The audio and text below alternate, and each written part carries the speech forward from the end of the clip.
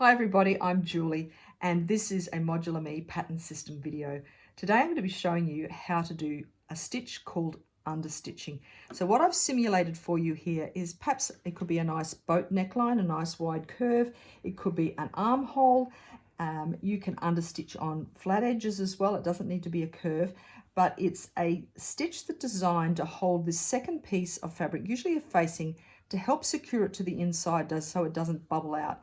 If this is a neckline, you could be pretty sure as you wore this garment that the facing would want to bubble out. It can be very annoying and sort of spoils the appearance of your garments. So understitching is the perfect stitch to use to basically stop that in its tracks.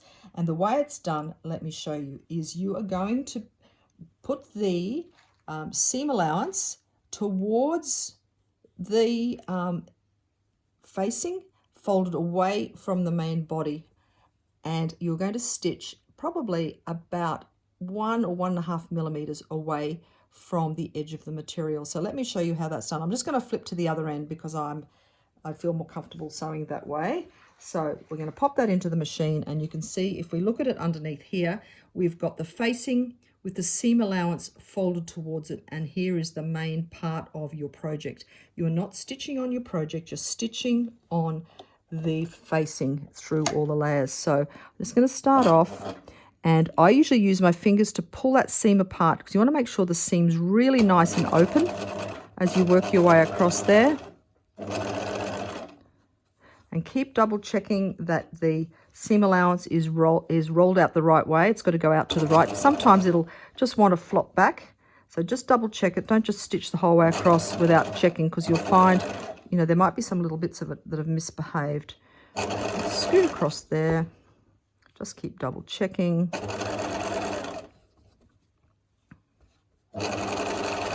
And that's how simple it is. So you don't need to do it at breakneck pace. Just work across there nice and comfortably like that until you get to the other end, and I'll pull it out of the machine and show you the difference that it makes.